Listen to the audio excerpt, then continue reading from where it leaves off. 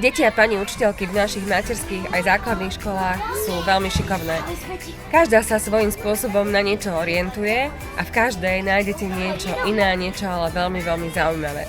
V materskej škôlke na Tribeckej 1 máme takúto striežku, kde si deti hrajú divadlo a rôzne hry. Pani riaditeľka, čo vy tu tak robíte v tejto zázračnej rozprávkovej striežke? No, správne ste to, pani primátorka, pomenovali, že je to besiedka, na ktorej sú znázornené rozprávkové bytosti, kde sú znázornené rôzne rozprávky, či je to o červenej čiapočke, či je to o kocúrových čižmách, alebo perníková chalúbka, ale najzaujímavejšie je to po obvode, kde je to rozprávka Bambi, pretože sme zameraní aj na environmentálnu výchovu, ktorú deťom vštepujeme od mala.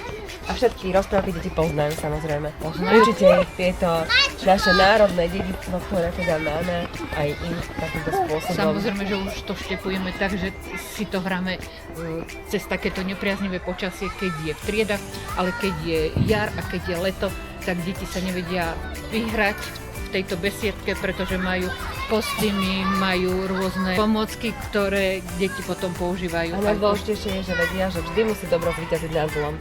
A vychovávate tak našich dobrých, slušných, nových občanov. To sa tešíme.